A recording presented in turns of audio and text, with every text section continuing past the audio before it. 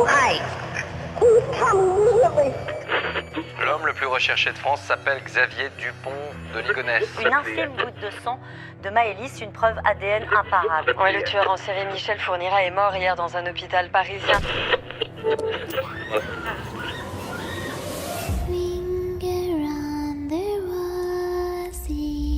Bienvenue dans les Minutes de l'Horreur. Après ce mois marqué par le calendrier de l'Avent Bloody Christmas, je vous propose de se retrouver pour une nouvelle affaire très complexe. C'est celle d'un homme accusé à tort du meurtre de sa petite amie et de ses beaux-fils. Il s'agit d'Hank Skinner, un Texan qui a passé presque la moitié de sa vie dans le couloir de la mort, plus de 27 ans. En effet, la peine de mort existe dans 33 États des États-Unis d'Amérique et est activement mise en place dans 16 d'entre eux.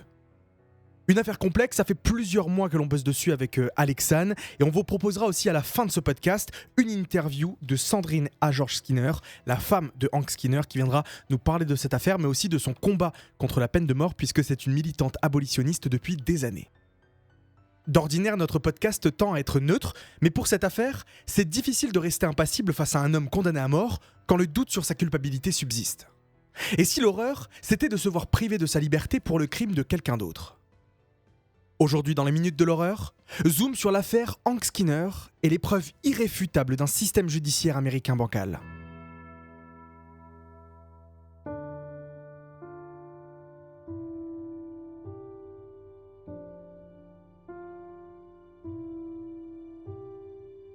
Henry Watkins Skinner, dit Hank, est né le 4 avril 1962.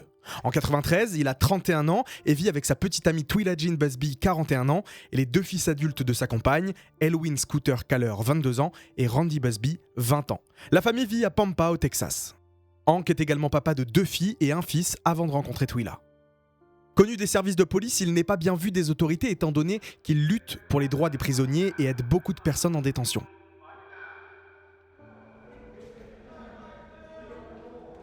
En juillet 1993, Hank avait eu un accident de travail qui lui a presque coûté son pouce. La blessure qui cicatrisait mal a nécessité des points de suture, des antibiotiques et un drainage pour combattre l'infection. Il avait donc perdu beaucoup de force et de mobilité dans sa main droite. C'est une information qu'il faut retenir avec attention pour la suite de l'affaire. Le 31 décembre 1993, Hank est rentré du travail vers 15h30. Il a passé l'après-midi avec Twila, Randy et Scooter à jouer à des jeux de société. Il a demandé à Scooter d'aller acheter une bouteille de vodka et a bu vraisemblablement dans un verre qui n'était pas le sien et qui contenait des médicaments, plus précisément de la codéine.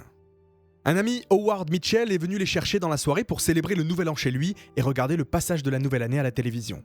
Quand Howard est arrivé vers 22h30, Hank était endormi sur le canapé.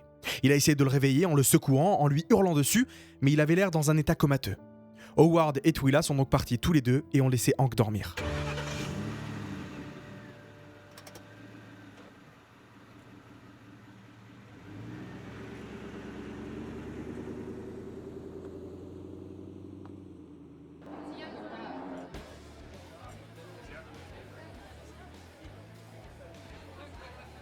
À la fête du Nouvel An chez Howard, il y avait l'oncle de Twila, Bob Donnell, un homme imposant et en état d'ébriété. Il avait déjà violé Twila à plusieurs reprises et était très jaloux de Hank. Bob n'avait pas le droit de venir chez eux parce qu'il avait été surpris en train d'essayer d'étrangler Twila. Elle est très gênée par sa présence et en plus de ça, l'oncle va lui faire des avances toute la soirée. Elle demande donc à Howard de la raccompagner chez elle, au 801 East Campbell Avenue à Pampa. Elle rentre à la maison entre 23h et 23h15. Le soir du meurtre, un ami incarcéré de Skinner l'a appelé, Ronnie Campbell. C'est Scooter qui avait pris l'appel et Campbell a entendu la voix de Twila et d'un autre homme en arrière-plan. Il a également dit avoir entendu Twila crier. Peu de temps après être rentré chez elle, Twila ainsi que ses 2 fils ont été assassinés.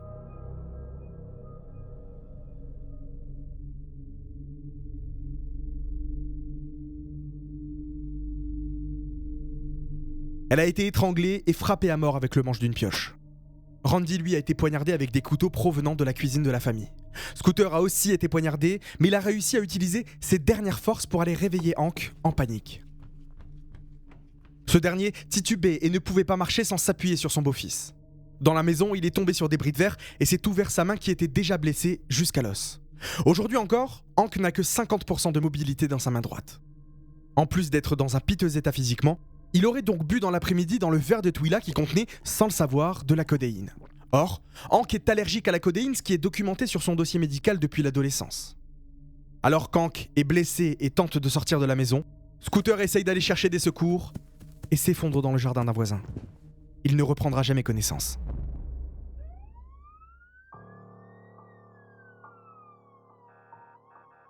À 23h59, la police arrive sur les lieux. Skinner est allé se réfugier chez la voisine, Andrea Joyce Reed, son ex-copine qui lui a recousu la main avant qu'il ne soit arrêté aux alentours de 3h du matin. Des analyses sanguines ont été pratiquées et les résultats indiquent qu'il y avait une quantité létale d'alcool dans son sang et de la codéine. Les autopsies ont révélé que Twila a subi une fracture de l'os hyoïde au niveau du cou et une autre au niveau du crâne. Elle a aussi été frappée si violemment qu'elle était méconnaissable. Pour infliger ce genre de blessure, son assaillant devait avoir une grande force physique. Étant donné la main blessée de Skinner et son état comateux, il est difficile de concevoir que ce soit lui donc qui a tué Twila. De plus, l'assaillant était tellement fort qu'il a laissé des marques de 3 à 6 cm de profondeur autour du cou de Twila en l'étranglant.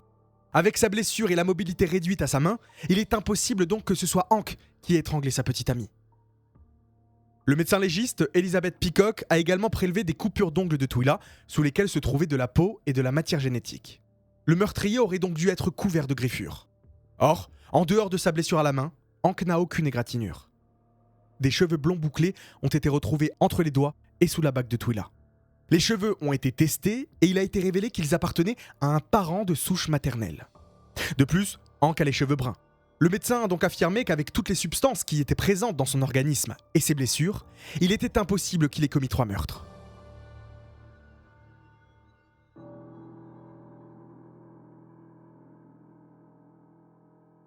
La police, en arrivant sur la scène de crime, n'a pas pris les mesures nécessaires pour la préserver.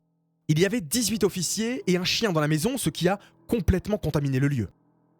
Ils ont retrouvé une pioche ensanglantée dans le salon et 2 couteaux provenant de la cuisine du couple, dont un qui était dans un sac plastique sur le porche.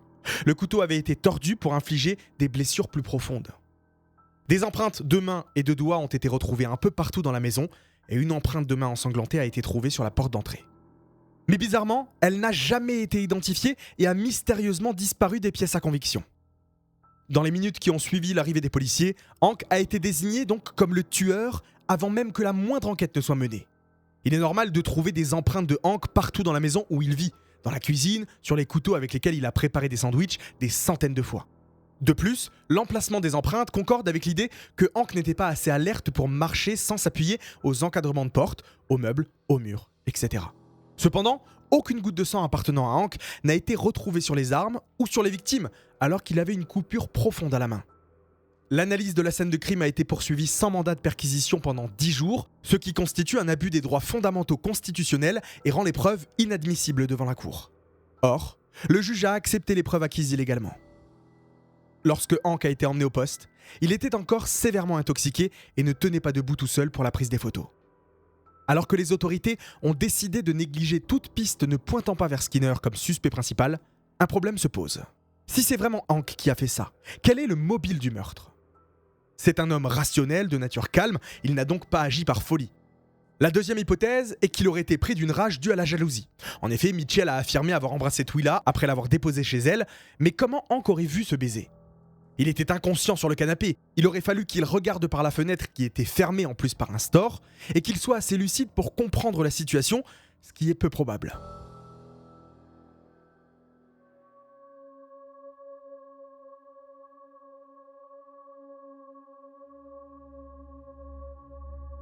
Lors du procès en 1995, Hank est représenté par un avocat, un ancien procureur avec qui il a déjà eu des désaccords lorsqu'il aidait d'autres détenus.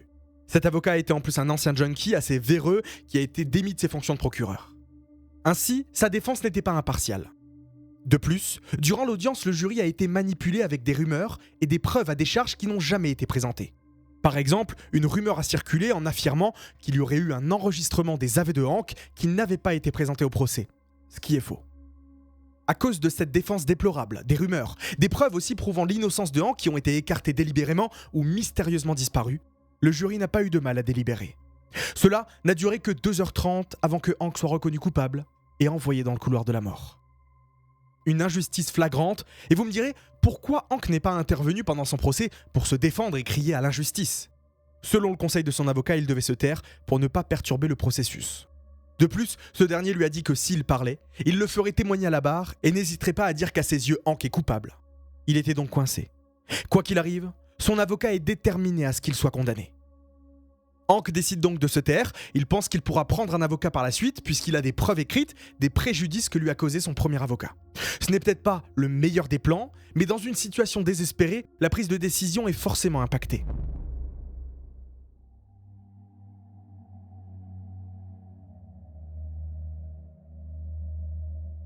Durant ses 29 ans de prison, Hank a eu l'occasion de travailler sur son dossier et de faire plusieurs demandes d'appel. Il donne aussi des interviews et nous vous conseillons, si vous parlez anglais, celle qu'il a accordée à Werner Herzog qui est disponible sur YouTube. Hank est un homme intelligent, cultivé, drôle et vraiment agréable à écouter. Il raconte son quotidien, ses rêves et explique son dossier. Dans le couloir de la mort, on perd vite la notion du temps. Il y a toujours de l'activité, du bruit et les heures de repas complètement décalées n'aident pas à retrouver un sens de normalité. Petit déjeuner à 3h du matin, déjeuner à 10h du matin et dîner à 15h. Même la vision du monde extérieur est complètement brouillée. Les petites fenêtres qui ne s'ouvrent pas ne sont jamais lavées et des couches épaisses de poussière et de pluie s'accumulent pour créer un filtre épais. De plus, Hank voit ses codétenus mourir les uns après les autres. Plus de 520 au Texas depuis son arrivée dans le couloir de la mort. Le couloir de la mort, parlons-en d'ailleurs. C'est un lieu de souffrance, une condamnation clairement inhumaine. Les prisonniers sont abandonnés à leur sort, le désespoir de tous ces hommes condamnés est lourd à porter. Le soir, Hank entend des pleurs. Alors qu'il se concentre sur ses rêves, du plus banal comme manger un avocat, aller au supermarché ou avoir une machine à laver, au plus personnel comme prendre sa fille et son épouse dans ses bras.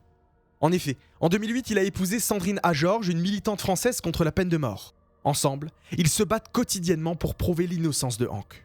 À la fin de ce podcast, nous aurons la chance de recevoir Sandrine pour une très longue interview, le moment de revenir sur l'affaire de son mari et son combat contre la peine de mort.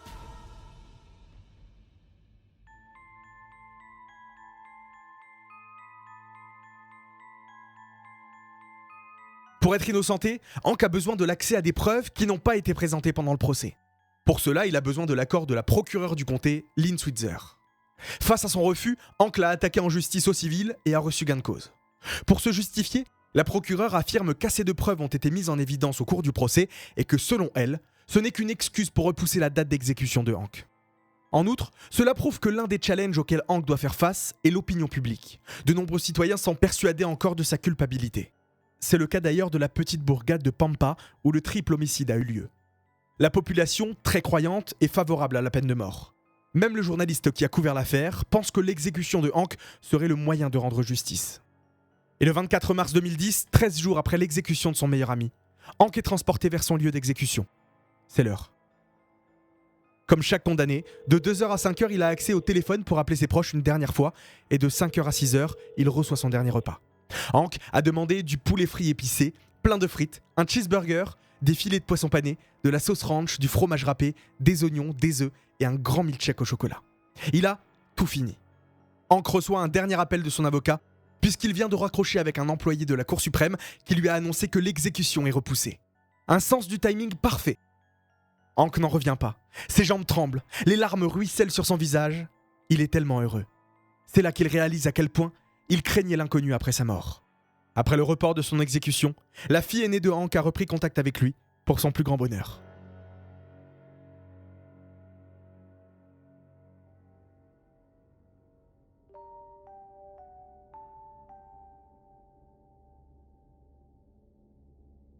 Mais même si la date est repoussée, il faut toujours prouver l'innocence de Hank. Pour cela, l'accès à une preuve en particulier serait utile. Sur la scène de crime, une veste taille XL 44-46 a été retrouvée près du corps de Twila. Elle est trop grande pour appartenir à Hank et plusieurs témoins l'ont reconnue comme appartenant à Bob Donnell, l'oncle de Twila. L'expert était d'accord pour dire que cette veste a été portée par l'assassin. On le remarque aux projections de sang sur les manches, les cheveux dans l'encolure et aux traces de transpiration sous les aisselles. Il y avait également des cheveux blonds dans le col, or on le sait, Hank est brun. Malheureusement, la veste a été égarée par l'État. Hank pense que Bob Donnell est impliqué dans le meurtre de sa petite amie et de ses beaux-fils. Le soir du Nouvel An, Bob a quitté la soirée en même temps que Twila et nous ne savons rien de ses déplacements jusqu'à l'aube le lendemain matin. Lorsque la police a prévenu Bob Donnell du décès de Twila et de ses petits-neveux, il est resté impassible. Il a continué ses activités normalement et a nettoyé de fond en comble sa vieille camionnette pourrie. Hank espère que les preuves ADN vont attester de son innocence. Le sang présent en quantité dans la maison appartient aux 3 victimes, à Hank et à un homme non identifié. Il n'y a aussi aucune trace de sang ou d'ADN mélangé de Hank et des victimes et aucune trace de Hank dans la chambre où les garçons ont été poignardés. S'il s'était blessé la main en poignardant les garçons comme le pensent les enquêteurs, il y aurait son sang dans la chambre et potentiellement sur les victimes. Hank était en chaussettes le soir des meurtres, mais des empreintes de bottes paramilitaires ont été retrouvées dans la flaque de sang à côté de Twila. La pointure des bottes est un 46, mais Hank chausse du 42. Les empreintes avancent jusqu'au porche de la maison où le couteau a été retrouvé.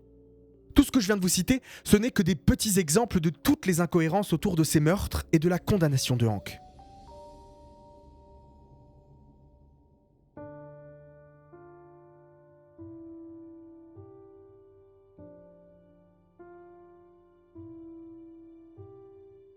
En conclusion, cette affaire est complexe et il est difficile de se forger une opinion face à des preuves qui ont été manipulées ou perdues. Même si l'innocence de Hank reste à prouver, comment un homme peut-il être condamné à mort alors que tant de doutes subsistent ? Dans la plupart des pays occidentaux, Hank serait déjà libéré. Malgré tous les efforts fournis, le Texas a rejeté le dernier appel de Hank Skinner, lui laissant très peu d'options. Une nouvelle date d'exécution a été programmée le 13 septembre 2023. Hank et ses proches continuent de se battre au quotidien pour prouver son innocence. Si vous souhaitez en savoir plus et apporter votre pierre à l'édifice, vous pouvez vous rendre sur le site justicefor.hank.org/fr. Mais aussi, partagez ce podcast à tout votre entourage pour faire connaître l'affaire de Hank et inviter des gens à se rendre sur ce site et s'informer sur l'affaire.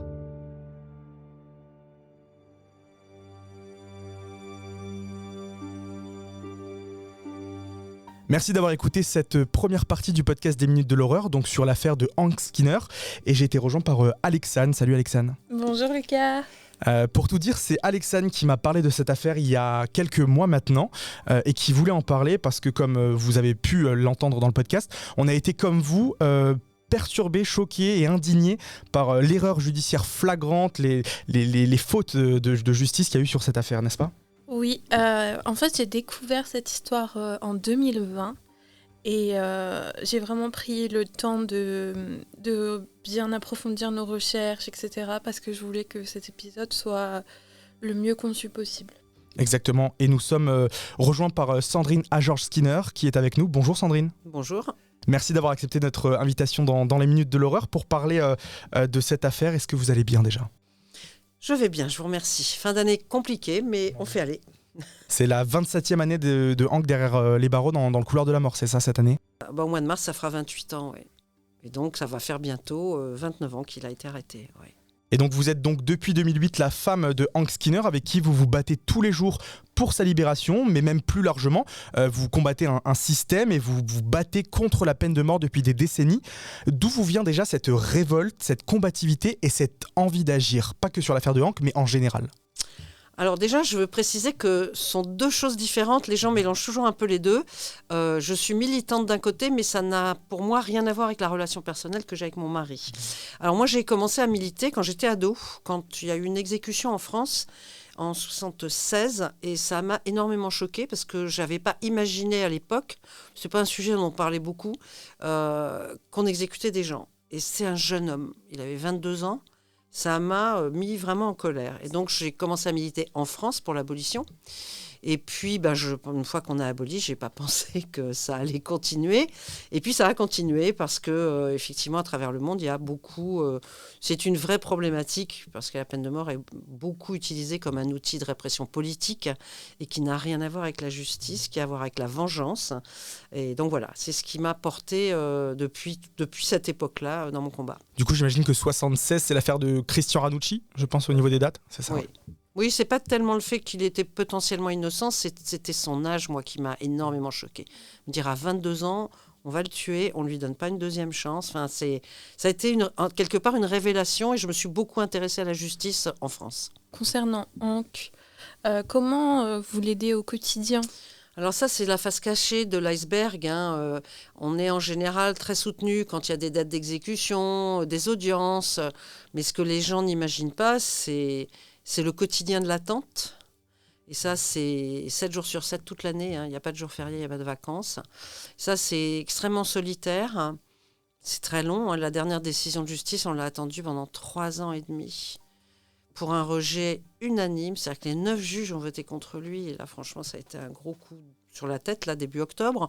Mais globalement, au quotidien, c'est l'appuyer, l'aider dans ses démarches au sein de la prison, parce qu'ils sont parfois extrêmement maltraités, que l'administration pénitentiaire ne respecte pas son propre règlement.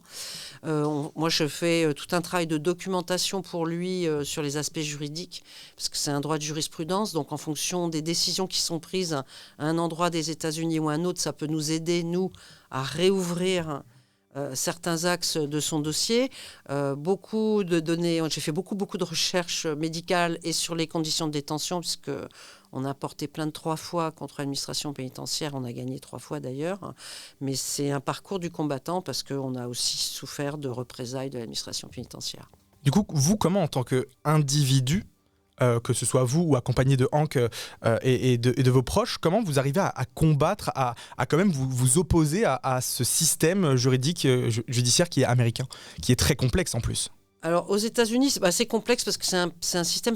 Il y a 2 juridictions. Il y a la juridiction fédérale qui relève du président des États-Unis et des juges fédéraux qu'il nomme à vie. Et puis, chaque État a sa constitution, son code pénal. Donc, du coup, en fonction de la nature d'un crime, il ne va pas être passible de la même sentence d'un État à un autre. Donc, il faut il faut rencontrer les élus. Que ce soit au Sénat, à la Chambre. Je connais beaucoup d'avocats, des détectives privés. Le mouvement abolitionniste dans son ensemble, même si au Texas, il est très, très éclaté malheureusement, parce qu'il y a 3 groupes différents. Il y en a certains qui ne veulent pas se parler parce qu'ils n'ont pas les mêmes stratégies. Donc ça fait quand même plus de 22 ans que j'essaye d'un peu de travailler avec tout le monde, mais il y a des moments c'est compliqué. Donc oui, de toute façon, c'est un travail de longue haleine. D'abord parce qu'il y a un travail de sensibilisation et d'éducation à faire.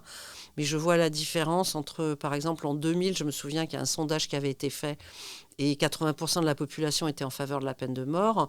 Aujourd'hui, on est à 53%. Donc, on a une marge de manœuvre quand même intéressante. Et comment va Hank? Comment ça se passe pour lui dans le couloir de la mort au quotidien? Le quotidien, c'est très dur parce qu'il a été, lui, dans les 10 premiers qui ont été transférés de la prison où était le couloir de la mort à Huntsville.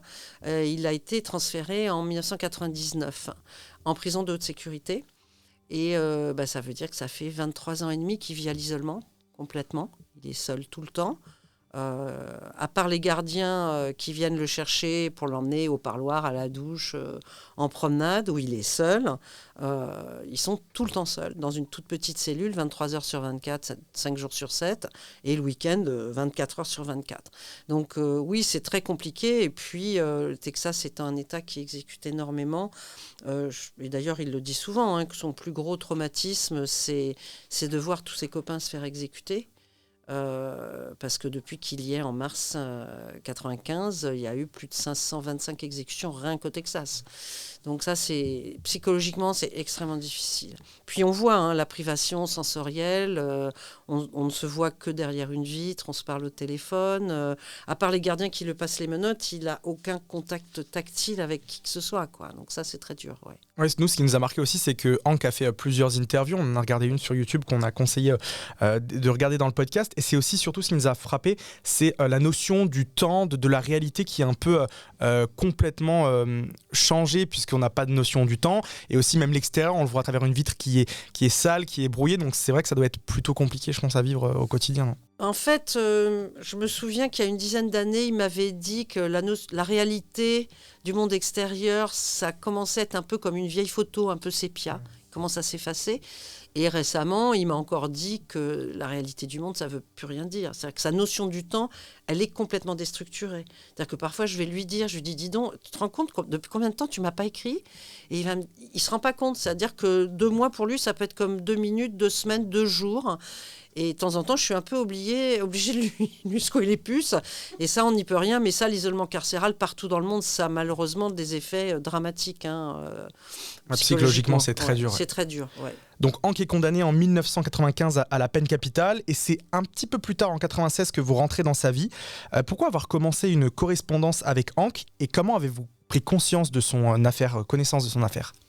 Alors moi, à l'époque, je n'avais pas du tout de correspondance aux États-Unis, mais quand j'ai habité en Angleterre, j'étais responsable régional de 2 pays africains, qui à l'époque étaient le Rwanda et le Burundi, c'était avant le génocide. Et puis quand j'ai décidé de quitter Amnesty, j'ai quand même continué à faire les actions urgentes pour des condamnés à mort aux États-Unis. Et en France, j'ai rencontré un jeune juriste qui avait fait sa thèse sur la peine de mort au Texas. Donc il m'en a passé une copie. Et je l'ai lu et les bras m'en sont tombés, quoi, parce que j'étais encore très naïve sur les États-Unis, un État progressiste, moderne, etc. Et puis après, il me dit, mais tu sais, dans le couloir de la mort du Texas, il y a une association tout à fait unique dans le pays, puisqu'elle a été montée, qu'elle est gérée par les condamnés à mort. Et donc, ils font une newsletter trimestrielle.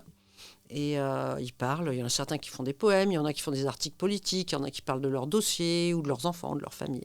Et il me dit, si ça t'intéresse, si tu peux la traduire en français, comme ça on s'en sert pour sensibiliser les gens qui ne sont pas anglophones. Donc je lui dis, ok, j'en fais 3-4, je crois, ou 2-3.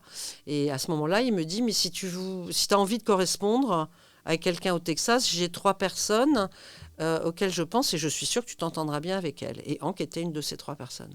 Ok, c'est beau. C'est comme ça qu'on a commencé à c'est un beau début. s'écrire. Voilà. Vous vous êtes mariés en 2008. Qu'est-ce qui vous a fait franchir le cap et en quoi votre relation avec Hank a été différente, par exemple, des 2 autres personnes avec qui vous correspondiez? Alors, je vais commencer par les correspondants. Sur les 3, il y en a un avec qui je ne me suis pas bien entendu. Enfin, on n'était pas sur la même longueur d'onde, mais je le vois encore souvent au parloir. Hein, donc il est ami avec Hank, donc on se connaît. Le second, je lui ai écrit pendant des années, je le visitais aussi, et il a été commué il y a maintenant 8 ans. Donc il est en prison, il n'est plus en couloir de la mort. Et d'ailleurs, le premier que j'ai mentionné, malheureusement, a aussi une date d'exécution pour le mois de janvier. Donc là, toute cette génération-là, là, ça commence à être très, très chaud. Et alors, le mariage, c'est pas du tout ma demande ou mon choix. C'est Hank qui m'a écrit ça à la fin d'une lettre, dans un post-scriptum. Au fait, il faut qu'on se marie maintenant. Moi, je ne m'étais jamais mariée, je ne suis pas particulièrement pro-mariage. Enfin, pour moi, ça ne changeait rien dans le fait qu'on était ensemble, quoi qu'il arrive. Et donc, je le vois en visite, parce que j'étais au Texas à ce moment-là. Et je lui dis, mais qu'est-ce qui t'arrive là? Ça te prend comme une envie de pisser. C'est quoi? Il y a une urgence. À l'époque, il n'avait pas du tout. Il n'était pas au bout de ses appels. Donc, c'était pas une espèce de pour se sécuriser administrativement. Mais je pense qu'effectivement, il avait besoin de savoir, malgré toutes ces années déjà passées, que j'allais pas tourner les talons et m'en aller. Donc, j'ai dit OK. Et c'est comme ça que ça s'est fait. Et comment ça se passe un mariage? Parce que d'après ce que j'ai lu, c'est un mariage par procuration, ce qu'il n'y a pas en France. Comment ça se passe? Et qu'il n'y a plus non plus au Texas désormais. Ah, c'est fini. C'est fini. D'accord. C'est fini parce qu'en fait, à l'époque, l'administration pénitentiaire, au Texas en tout cas, n'acceptait pas de faire des mariages dans l'enceinte des établissements. Et donc, on se mariait effectivement par procuration. Donc, il faut savoir qu'après qu'il m'a envoyé cette lettre et que je l'ai vue et que je lui ai dit OK, on a été interdit de visite et de courrier. Par hasard. Donc c'est une amie qui lui a écrit, qui lui a envoyé tous les papiers pour que je puisse retirer une licence de mariage. Il fallait qu'il remplisse un formulaire, qu'il choisisse la personne qui allait le représenter, puisqu'évidemment il ne pouvait pas être là, récupérer son certificat de naissance, enfin bon, les trucs habituels. Et donc c'est elle, avec elle que je me suis mariée, entre guillemets. Et donc on retire une licence de mariage, ensuite elle est valable 30 jours, je crois, donc il faut rapidement prendre rendez-vous avec un juge de paix, et c'est lui qui officie. Et par contre, après, pour faire valider mon mariage en France, c'était plus compliqué parce qu'effectivement en France, le mariage par procuration n'est pas légal. Et fort heureusement, le vice-consul de France à Houston, qui est venu et qui est resté un ami, m'a dit « Je te promets, je m'en occupe ». Ça a pris pas très longtemps parce qu'on s'est mariés en octobre et je crois que j'ai reçu mon livret de famille en janvier. Et il a galéré entre le ministère de l'Intérieur, la famille, les affaires étrangères, mais il a réussi. Donc voilà. Et en fait, ça a été supprimé au Texas parce qu'il y a une femme qui était divorcée, qui a retiré une licence de mariage pour réépouser son ex à son insu en imitant sa signature pour emprunter un max d'argent dont il était redevable. Et là, c'est là qu'ils ont suspendu le mariage par procuration, sauf qu'il y a eu un flou parce que du coup, les prisonniers ne pouvaient plus se marier. Sauf que constitutionnellement, ils ont le droit de se marier. De fait, au bout de 6 mois, ils ont changé le règlement dans les prisons pour que les gens puissent se marier dans les prisons. Donc maintenant, vous pouvez aller en prison et vous marier avec la personne Aujourd'hui, qui a lu oui. votre cœur. Voilà. Très bien. Toujours derrière une vitre. Hein, Oui, bien sûr. Mais bon. Alors on vient dans ce podcast de raconter donc son histoire, on a ressenti l'injustice tout du long, une enquête, un procès à charge, des preuves qui sont manipulées ou mystérieusement entre guillemets disparues. Comment de l'intérieur vous vivez cette injustice au quotidien, même après le procès ? On la vit mal forcément. On la vit mal. Alors je ne vais pas dire qu'on s'habitue, mais moi j'ai travaillé sur un certain nombre de dossiers, pas que sur celui de Hank, et malheureusement son dossier n'est pas une exception.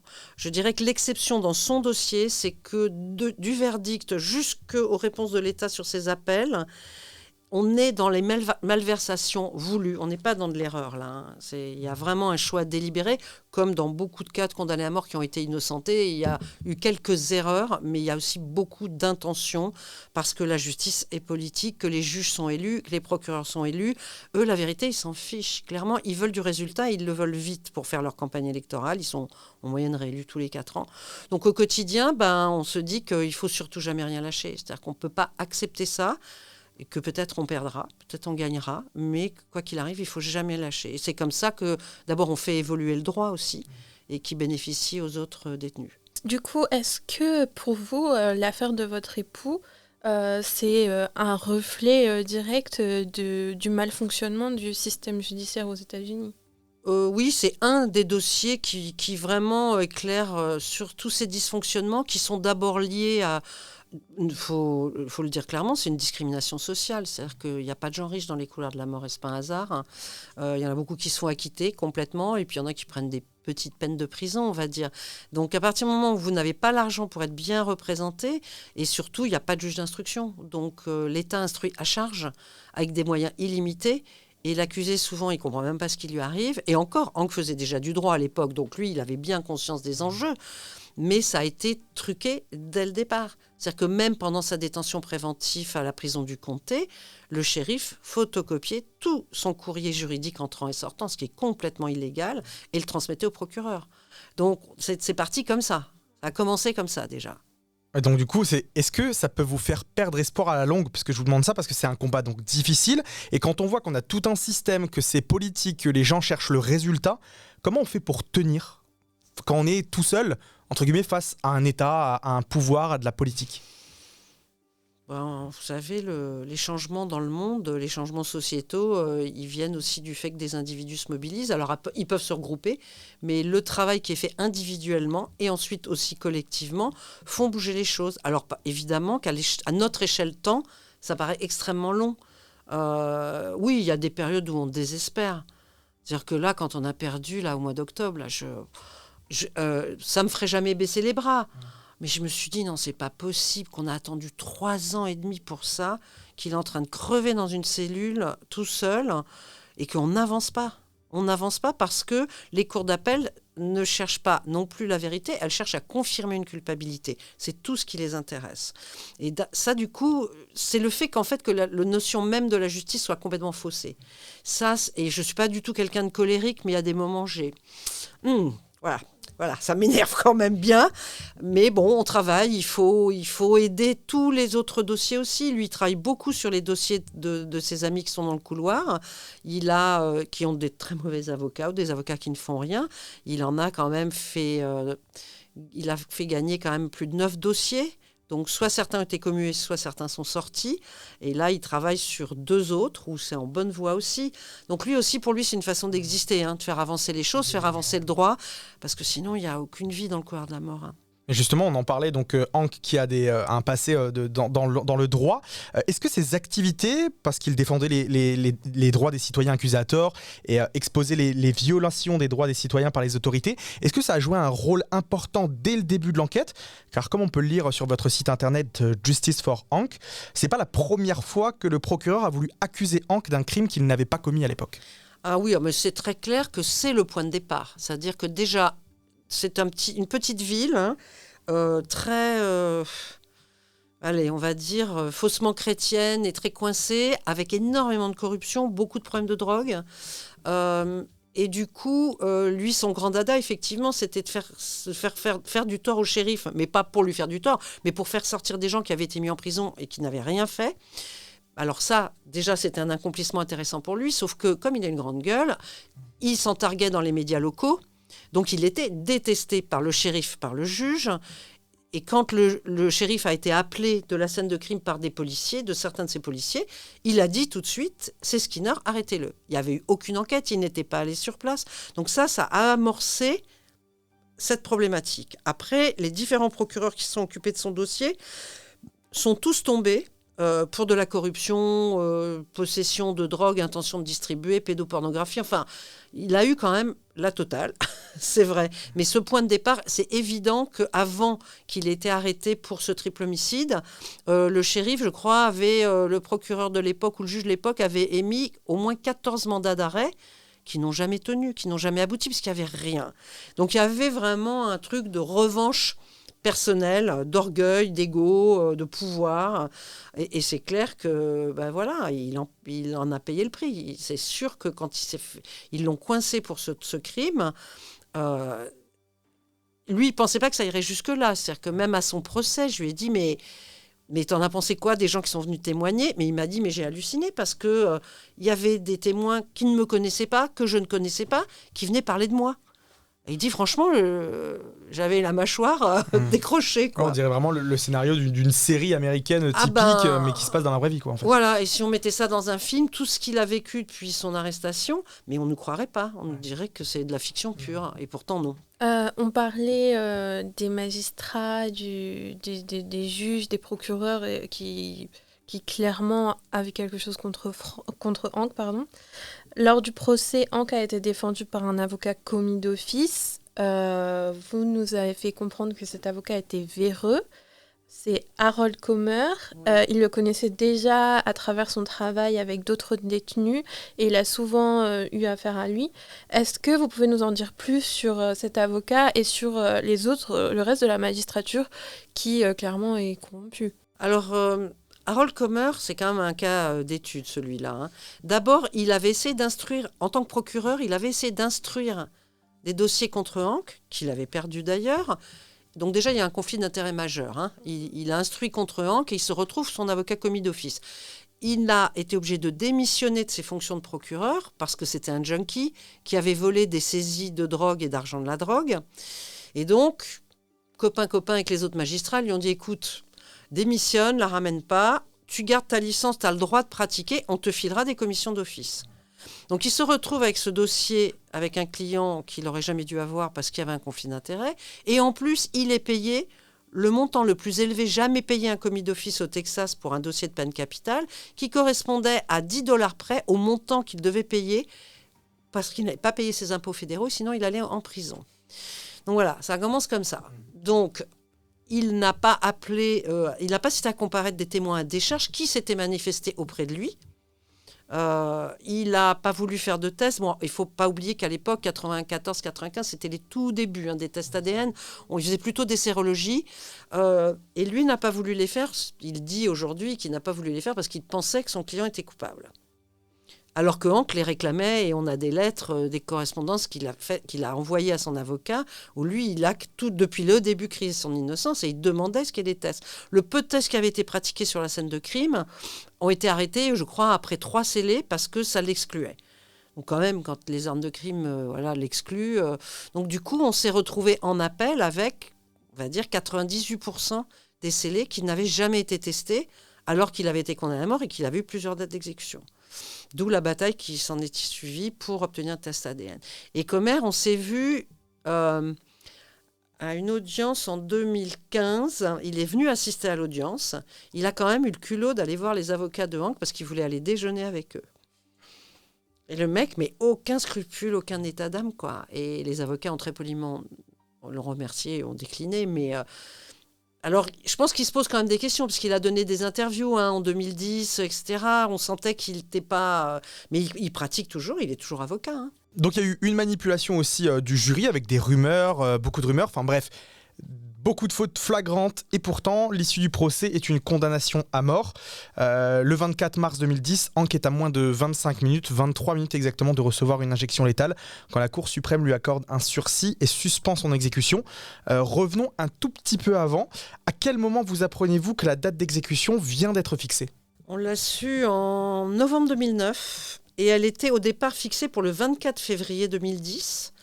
Il se trouve, alors vraiment, moi je ne crois pas aux coïncidences, que le 24 février 2010, c'était l'ouverture du Congrès mondial contre la peine de mort au Conseil des droits de l'homme des Nations Unies à Genève.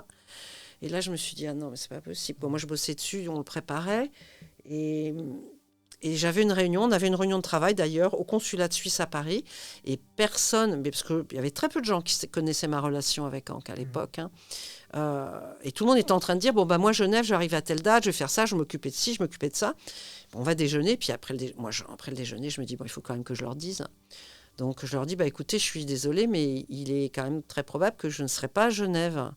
Et là, tout le monde me regarde en me disant, mais attends, c'est quoi cette histoire ? Ça fait 1 an qu'on bosse là-dessus. Et je dis, ben, vous ne le savez pas, mais je suis mariée, mon mari est condamné à mort, et il a une date d'exécution pour le 24 février 2010. Donc, le gouvernement suisse a voulu aussi beaucoup s'appuyer sur cette histoire et cette date. Et il se trouve qu'en fait, il y a eu un vice de forme, un vice de procédure sur le mandat d'exécution, puisque normalement, le juge a 10 jours pour le transmettre à l'administration pénitentiaire. Il a attendu 3 semaines. Donc, les avocats ont protesté. Normalement, il aurait dû annuler ce mandat et reprogrammer une date, mais il a tout fait dans le même document, ce qui fait qu'il a décalé d'1 mois la date d'exécution. Donc, elle était programmée au 24 mars. Donc, moi, à ce moment-là, j'ai repris un avion, j'ai posé ma valise, j'ai fait un sac, je suis partie à Genève, je suis revenue de Genève 4 jours après, et 1 semaine après, je repartais au Texas. Mais on l'a appris, alors, par hasard. Mais les 2 dates, 2010-2011, on les a appris par hasard. 2010, c'est son avocat, c'était dans son bureau, puisqu'il était prof de droit à Austin. Il a un de ses confrères qui a regardé, parce que l'administration pénitentiaire poste la liste des exécutions programmées. Et il est allé voir parce qu'il attendait une date pour un de ses clients et il voit que Hank a une date. Donc il prévient l'avocat de Hank en disant, dis donc, tu es au courant que ton client a une date. Voilà, c'est comme ça qu'on l'a appris. Mais en plus, à cette période, je crois, si je ne me trompe pas, c'est pile dans la période où vous n'aviez plus le droit de communiquer avec Hank, c'est ça ? Alors, à ce moment-là, 2009, non. Fin mai 2008 jusqu'à juin 2012, on n'a plus de parloir. Et on a retrouvé notre droit à la correspondance en février 2010. Donc, je pouvais recommencer à écrire. Et ça, c'est pareil, c'est grâce au consulat de France à Houston qui s'est battu. Et j'ai au moins récupéré le droit à la correspondance. À partir de là, donc, la course contre la montre s'accélère. Que faites-vous et que mettez-vous en place pour annuler cette exécution du 24 mars ? Alors, il y a plusieurs aspects. Il y a d'abord le fait qu'à ce moment-là, j'ai décidé de médiatiser le dossier de Hank, même si je savais quelque part que les pressions de France avec le Texas ne servirait pas à grand-chose. Mais moi, j'avais besoin d'être dans l'action. Lui, il a très vite travaillé à une stratégie de défense auquel ses avocats ne croyaient pas du tout.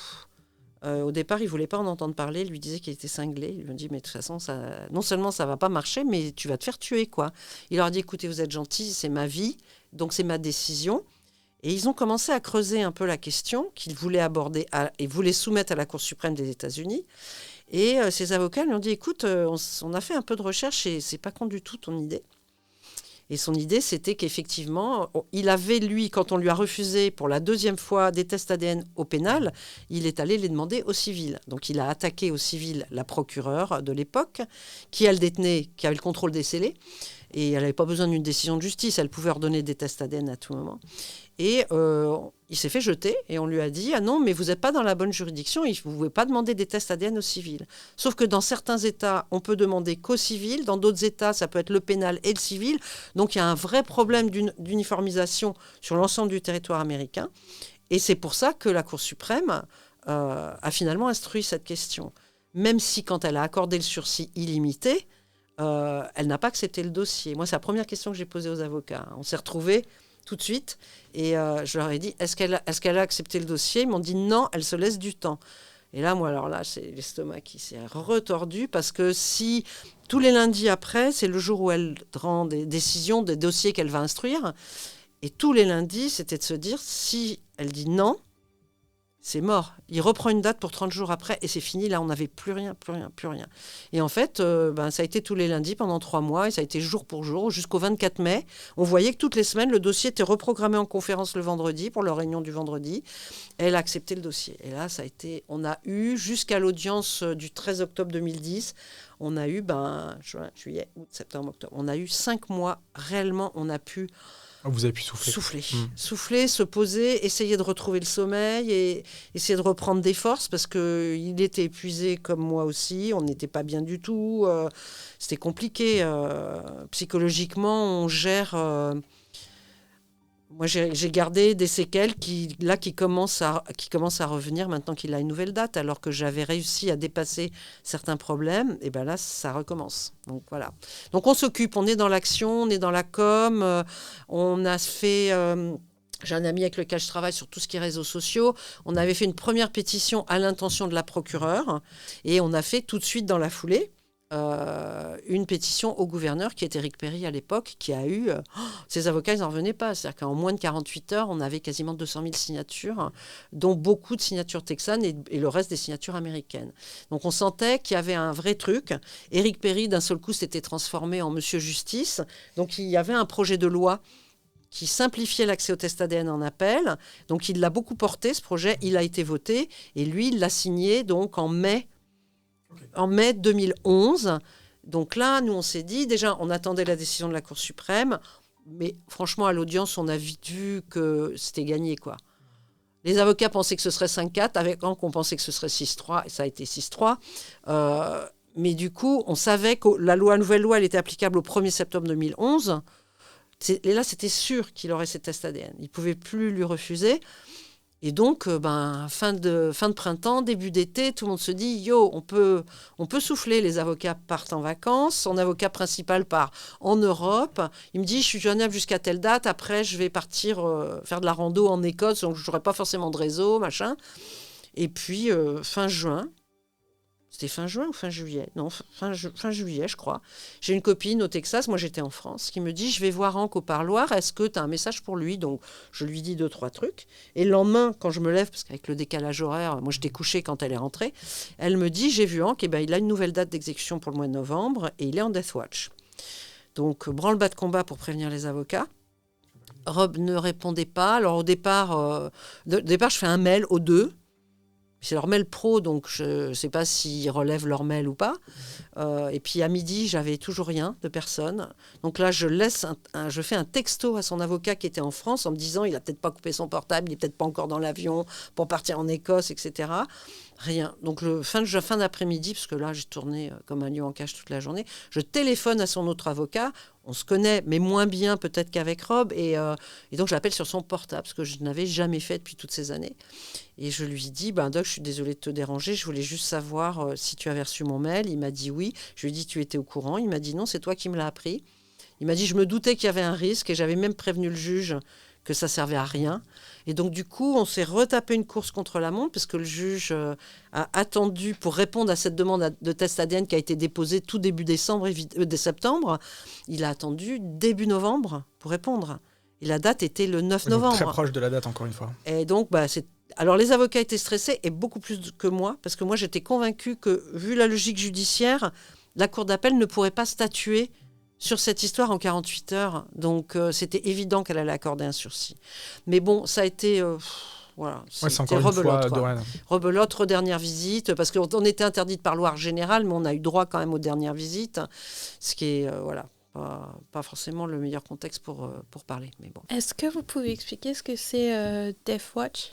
Death Watch, c'est que quand quelqu'un a une date d'exécution, en tout cas au Texas, attention, je le redis, c'est différent dans chaque État, il y a un bloc de détention qui est réservé à tous ceux qui ont des dates d'exécution, et donc ils sont transférés. Et Hank a été transféré alors qu'il a une date très lointaine, et ce qui est très rare au Texas. En général, les dates, c'est dans les 3-4 mois, c'est très rarement beaucoup plus loin.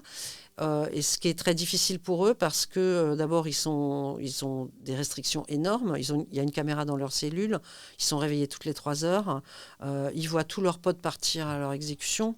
Donc ça, c'est... Pour Hank, je crois que c'était... Quand il a appris sa date pour septembre 2013, c'était sa plus grosse angoisse. C'est-à-dire, il faut tout faire pour que je ne sois pas transférée tout de suite en Death Watch. Parce qu'il dit là, je ne sais pas comment je vais tenir le coup de revoir mes potes partir et puis d'être réveillée tout le temps, surveillée. C'est combien de temps avant qu'on est transféré en moyenne ?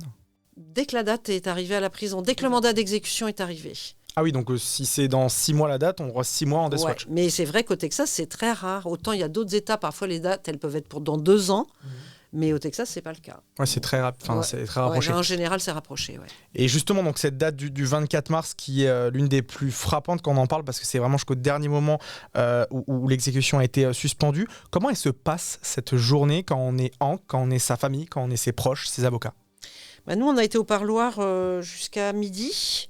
Enfin, j'ai laissé ses filles d'abord au parloir. C'était compliqué parce qu'il y a une de ses filles qui ne voulait pas partir. Et moi, au départ, nous, on ne s'était pas vus depuis longtemps puisqu'on était interdits de parloir.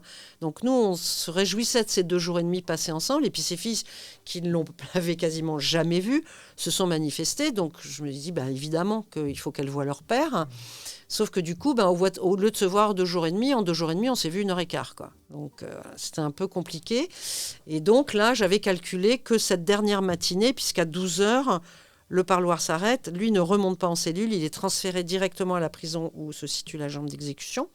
Sauf que sa fille qui était arrivée en premier n'a pas non plus laissé de temps toute seule à sa demi-sœur. Et moi, quand je suis arrivée, on ne peut pas être plus de 2 au parloir en même temps, 2 adultes. Et la fille me dit, non, vous ne pouvez pas rentrer parce qu'il y a 2 personnes. Je lui dis, alors là, vous vous démerdez, vous passez un coup de fil au parloir, mais il y en a une des 2 qui sort, ou les 2.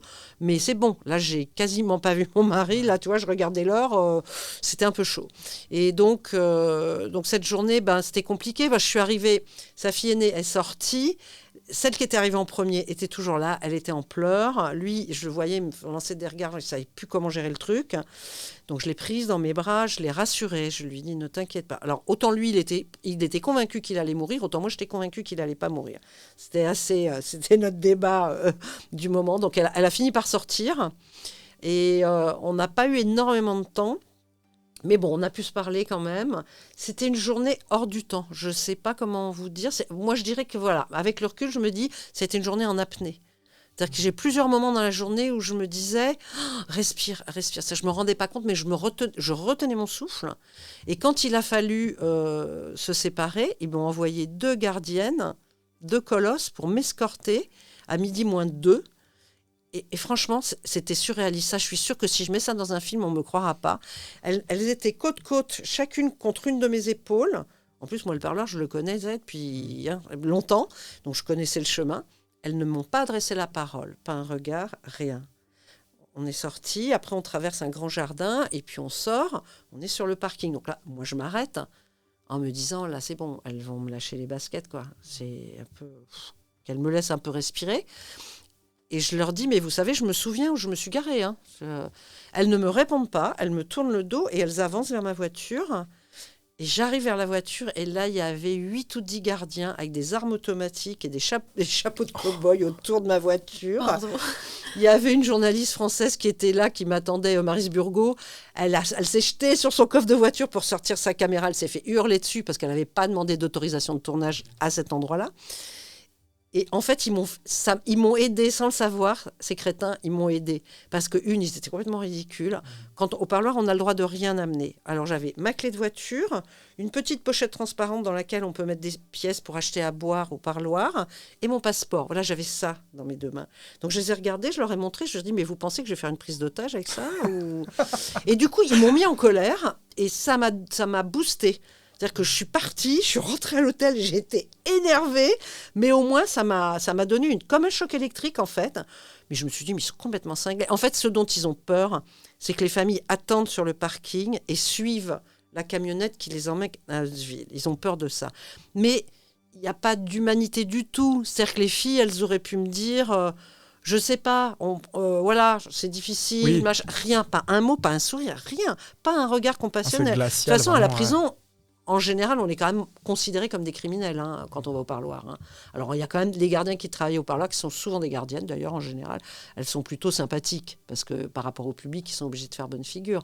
Donc, oui, après, il m'a téléphoné quand il était à Huntsville, il avait accès au téléphone de 14 à 17 heures. Donc, il m'a appelé.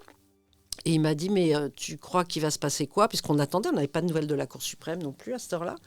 Et je lui ai dit, mais moi, je crois que tu vas vivre. Enfin, je suis certaine que tu vas vivre. Il a éclaté de rire. Donc, on a ri. Et moi, j'étais sûre que je le reverrais. Donc, je ne lui ai pas dit adieu. Lui, il était en très gros stress. Mais comme souvent, les condamnés à mort, ce n'est pas par rapport à leur mort. Ce n'est pas leur mort qui les stresse. Hein. C'est le chagrin et la souffrance que ça cause aux gens qu'ils aiment. Ça, c'est leur préoccupation majeure. Et c'est vrai que du coup, il a appelé des gens qu'il connaissait à peine. Moi, après, je l'ai engueulé. Je lui ai dit, t'es gentil, t'aurais pu me rappeler quand même. Mais bon, mais voilà. Il me dit, mais tu sais, en fait, il me dit, je me rends compte que j'étais dans une autre dimension. Je lui dis, ça, je veux bien croire, parce que moi aussi, j'étais dans une autre dimension. Donc après, on s'est regroupés avec tous des copains, des abolitionnistes. On s'est regroupés dans un hôtel où il se trouvait que les avocats étaient aussi. Je ne le savais pas, donc on s'est retrouvés là. Et c'est là que j'ai appris qu'il y avait un sursis. Et du coup, il y a eu beaucoup d'appels, il y a eu beaucoup aussi de dates de condamnation, d'exécution qui ont été données. Mais vous avez aussi été aidé. J'ai entendu parler, par exemple, d'un professeur avec ses étudiants, je crois, qui vous ont aidé. Est-ce que vous pouvez nous en dire un peu plus ? Alors, c'est vrai qu'aux États-Unis, aujourd'hui, il y a 190 condamnés à mort qui ont été innocentés et libérés. Et on ne parle même pas encore du chiffre de ceux qui étaient innocents, qui ont été exécutés. Et en 2000, David Protest, qui est un grand professeur de journalisme, qui a monté le tout premier Innocence Project, on parle toujours de celui de New York, mais le sien existait avant, à l'université de Northwestern, à Chicago. Et il a entendu parler du dossier de Hank. Et en 2000, même si Hank n'avait pas du tout éclusé ses appels, c'était quand même très chaud. Et du coup, il a accepté de s'occuper du dossier. Et donc, il a envoyé 2 équipes d'étudiants, des juniors, des seniors. Il leur a dit, voilà, la date du crime, le lieu du crime, vous y allez, vous faites votre enquête, je ne vous dis rien de plus. Et donc, du coup, ils sont allés à Pampa. Et ils sont revenus avec des informations, évidemment, comme il n'y avait pas eu d'enquête de police, rien n'était documenté, avec des témoins vraiment importants.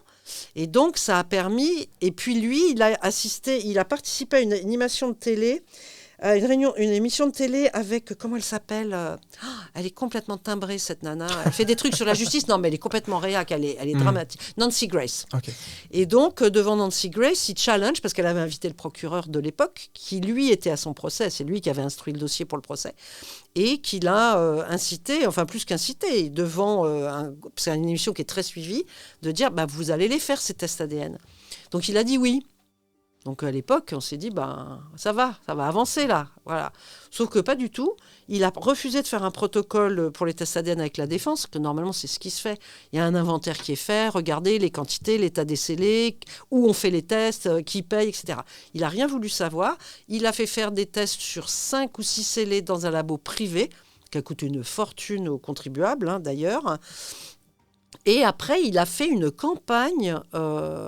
absolument hallucinante dans les médias locaux, dans les journaux locaux à Pampa, en disant qu'il avait eu le labo au téléphone, que ça confirmait la culpabilité de Hank, etc. Et alors qu'en fait, quand la défense a reçu le rapport du laboratoire, pas du tout. Oui, ça l'excluait. Okay. Donc, il y a eu une campagne de diffamation vraiment très sévère. Hein. Qui a joué aussi. Ouais, lui aussi, oui. Et après, lui, il est mort l'année suivante, je crois. Il est mort d'un cancer de la bouche. Et comme c'était un menteur, un jour, il avait une altercation avec Hank au tribunal. Et Hank lui avait dit, mais c'est pas grave, de toute façon, tu mourras par là où tu pêches. Voilà, il est mort d'un cancer de la bouche. Son successeur, quand il a pris son poste, quand il a été élu, a dit, je vais faire les tests ADN, tous les tests ADN. Oh, c'est dit, youpi. Et pof, la défense le contacte. Et là, d'un seul coup, il dit, je le ferai pas sans une décision de justice. Donc, ça veut dire qu'il y a eu des pressions. Ouais. De la magistrature en général. Ouais. Le problème, c'est ça, c'est-à-dire que plus un dossier est complexe, plus il y a de malversation, plus il se couvre sur la durée, et moins vous avez d'opportunités d'avoir une cassation. Parce que si ça tombe, il y a quand même pas mal de gens qui vont tomber. Hein. Donc du coup, parce que nous, ça c'est clair que nous, on ne laissera pas faire. Les erreurs qui ont été commises. Les erreurs ou le choix d'une manipulation qui a été faite, c'est clair. Et donc, moi, je pense que le risque sur la vie du Hank a toujours pesé sur sa vie, c'est que ce dossier, il est truffé de malversations. Il y aurait un truc, par exemple, le fait que son courrier juridique à la maison d'arrêt était photocopié, rien que là-dessus, c'est une violation de son 5e amendement, il aurait dû avoir un nouveau procès. Et bien ça, il ne l'a pas eu. Et après, ça n'a fait que se cumuler. Donc l'accumulation de... Parce que là, c'est tellement flagrant. Les gens se disent, non mais attends, ils se couvrent tous. Bah oui, ils se couvrent tous. Oui, c'est ça en fait. C'est vraiment, ils veulent se protéger. Et la vie d'un homme ne vaut rien pour eux. Quitte à ce que Hank décède. Voilà. Donc cette journée, il m'a dit, parce qu'après, évidemment, quand ils l'ont ramené à la prison, elle était vide, sa cellule, puisqu'il avait dû se débarrasser de toutes ses affaires quand ils sortent pour aller être exécutés. Il m'a dit qu'il était tombé contre le mur quand il a eu son avocat et qu'il a glissé. Et je lui ai dit, moi, je suis tombée dans les bras d'une amie et c'est elle qui m'a portée, parce que moi, mes jambes ne me portaient plus non plus. Quoi. C'est une espèce de... C'est un réveil, c'est un truc où tout lâche, quoi. C'est-à-dire que la tension avait été telle depuis les derniers mois que... Voilà, quoi, c'était dur, ouais. Malgré tout, le combat continue toujours. Même si Hank a vu son dernier appel rejeté le 5 octobre 2022, quelles sont les options restantes pour prouver enfin son innocence et pour vous le voir enfin être libéré, peut-être ? Les options restantes, elles sont, je ne vais pas dire qu'elles sont inexistantes, il y a des recours automatiques qui sont en cours. C'est-à-dire que le 20 octobre, les avocats ont demandé à la Cour d'appel, ont déposé une requête en reconsidération. Il faut savoir qu'au Texas, c'est jamais accordé. Mais on est obligé de passer par cette procédure pour être rejeté, pour ensuite déposer un nouveau recours à la Cour suprême des États-Unis. Et normalement, ils auraient dû rejeter dans les 2-3 semaines. Et là, quand j'ai eu son avocat la semaine dernière, je lui ai dit, mais au fait, j'ai oublié de te demander, la Cour d'appel, il n'y a pas de retour. Il m'a dit non, mais ils ont 2 gros dossiers. Puis en plus, il y avait les élections de mi-mandat début novembre. Il m'a dit, je pense que ça tombera courant janvier. Et ensuite, les avocats ont 4-5 mois pour se pourvoir à la Cour suprême. Et donc, c'est rebelote. Ça veut dire qu'il va falloir tenter un truc hors procédure. Et ça passera ou ça cassera. Et si ça casse, ce sera fini. Comme c'était le cas en 2010. Si la Cour suprême avait refusé, c'était terminé, on n'avait plus rien. Mais bon, la Cour suprême n'accepte moins d'1% des dossiers, donc la probabilité... elle est faible. Elle est très faible, ouais. Une nouvelle date d'exécution a été fixée au 13 septembre 2023. Vous continuez à vous battre. Si nous avons envie d'aider Hank et ses proches, est-ce qu'on a des moyens de le faire et comment, en fait ? Là, je dirais on est dans une phase où, effectivement, contrairement à la fois précédente, on a du temps. Donc, ce qui est important, c'est que les gens lisent sur son dossier, aillent sur le site, téléchargent. Il y a un flyer d'une page, un flyer de 4 pages, en français, en anglais, qui peuvent partager, soit en PDF, soit en envoyant un lien. Je pense que parce que je pense que les gens ont quand même toujours ici une vision... très erronée de la justice, entre ce qu'on voit dans les séries d'une part, et puis déjà en France, les gens connaissent assez mal le système judiciaire français, mais c'est vrai qu'à partir du moment où il y a un juge d'instruction, on est relativement rassuré, parfois naïvement, mais on est quand même relativement rassuré. Sauf que quand on explique comment se structure et comment fonctionne le système judiciaire américain, là, on se dit, ah ouais, c'est quand même très facile. Là, j'ai vu, il y a encore eu, alors pas des condamnés à mort, mais sur les 2 dernières semaines, il y a eu au moins 4 ou 5 prisonniers qui ont été libérés innocentés. Certains après plus de 34 ans de prison, quoi. Donc, c'est vrai que, dans un premier temps, là, je dirais que sur ce début d'année, moi, au niveau de la campagne, ça va vraiment être de faire connaître son histoire. Après, oui, il a toujours besoin d'avoir de l'argent sur son compte à la prison pour cantiner. Les timbres coûtent hyper cher. Et là, il a vraiment besoin d'échanger avec ses avocats et puis c'est des paquets de documents. Donc, à chaque fois, ça coûte $12 de timbre. Enfin, voilà, ça, c'est des petites choses au quotidien qu'il puisse manger parce qu'il a eu des gros soucis de santé en 2013. Donc, il est obligé d'essayer de maintenir un régime alimentaire équilibré. Alors là-dessus aussi, je passais beaucoup de temps pour voir dans ce qu'il peut cantiner, qu'est-ce qu'il faut qu'il mange, qu'est-ce qu'il faut surtout pas qu'il mange. Et il gère ça comme un chef. Mais voilà, on fait au mieux. Il lit beaucoup. Alors c'est vrai que c'est lui qui choisit les bouquins, d'abord parce qu'il a lu des milliers de livres, puis il a des idées très arrêtées sur ce qu'il a envie de lire. La lecture, quand vous êtes enfermé 23 heures sur 24, les lectures, l'écriture, voilà. Alors pour ceux qui n'ont pas la chance d'être lettrés, il y en a quand même un paquet, je peux vous dire que ils deviennent fous, quoi. Ils deviennent fous, ils n'ont pas d'activité, rien. Donc c'est terrible. Oui, donc c'est parler de lui, faire parler de lui, se pencher sur la question. Alors on a fait un doc, mais qui n'est pas sous-titré, par contre on l'a fait pour Arte, qui était pas mal, qui est un 22 minutes, qui est sur le site, parce que tout est en ligne, sur la chaîne YouTube. Il y a des interviews de certains témoins, de son avocat. Après, sensibiliser les gens vont toujours vous dire... mais c'est loin, ça ne nous concerne pas. Après, je pense qu'on est dans une époque où il y a besoin d'être sur beaucoup, beaucoup de sujets. Moi, j'ai surtout envie de dire aux gens, quels que soient les sujets qui vous intéressent, ne baissez pas les bras parce que vous vous sentez tout seul. mais allez-y, quoi. Et je pense que quand on sera peut-être fin de printemps, début d'été, là, on va lancer des actions très précises qui seront vraiment, par contre, dirigées sur le gouvernement français et sur l'Europe. Parce que, comme je vous l'ai dit, depuis le gouverneur du Texas, qui a été réélu malheureusement, déjà, il ne veut pas écouter le président américain, il ne reconnaît difficilement les décisions fédérales. Donc, un gouvernement étranger qui publiquement va essayer de lui mettre la pression, il va faire tout le contraire. Donc voilà, donc pour le moment, on avance là à petits pas. Oui, je pense que là, c'est beaucoup de pensées positives, d'ondes positives, il en a vraiment besoin là en ce moment. Je vous rappelle le site, donc c'est justice4 avec un 4 anc.org/fr. Il y a vraiment toutes les infos dessus, tout moyen de se tenir au coururant de l'affaire. Et sur Facebook et sur Insta voilà, et sur les Twitter. réseaux Et puis sociaux, si les gens ont des questions, il ne faut pas qu'ils hésitent à nous envoyer un mail. Hein. On est là pour ça. Et d'ailleurs, quand vous m'avez parlé de la façon dont il m'a présenté son dossier, et il l'a fait au départ, parce qu'on s'est écrit pendant 4 ans avant que j'aille le voir, il m'a jamais dit d'entrée de jeu, je suis innocent, crois-moi sur parole. Il m'a juste commencé petit à petit à m'envoyer des documents. Et il m'a au contraire dit, ne me crois pas sur parole, regarde ce qui est factuellement documenté. Et moi, c'est comme ça que j'ai commencé à tout éplucher. Et c'est là que je me suis rendu compte que c'était complètement hallucinant. Oui, c'était flagrant, quoi. Vraiment, non, puis c'était hallucinant de se dire, avec tout ce qu'il y a dans ce dossier, il est toujours condamné à mort, quoi. Et ça, c'est terrible. Donc, je pense qu'il faut que les gens aient de la curiosité, de l'originalité. On espère qu'on va arriver là à provoquer une nouvelle audience. Et alors, nos experts travaillent gratuitement depuis des années, ces avocats aussi d'ailleurs. Mais on aura des frais à couvrir pour faire venir les experts, pour qu'ils viennent déposer à la barre. Et à ce moment-là, oui, on aura besoin de lever des fonds. Donc, c'est vrai qu'en période de printemps, on encourage des gens qui le soutiennent à faire, je ne sais pas, un vide-grenier.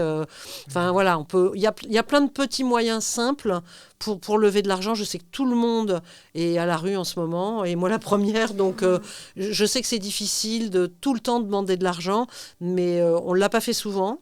Mais quand on le fait, c'est que vraiment, c'est urgent. Donc, je pense que ça, on le fera probablement vers le printemps. On va attendre un petit peu là qu'ils se remettent sur pied et puis qu'on voit un petit peu comment évolue sa réflexion stratégique avec ses avocats. Et il m'a toujours dit, de toute façon, c'est ma décision. Moi, je ne veux pas que mes avocats, si je suis exécutée, mes avocats portent cette culpabilité en se disant « Oh là là, si on avait fait ci, on aurait dû faire ça. » Il m'a dit non.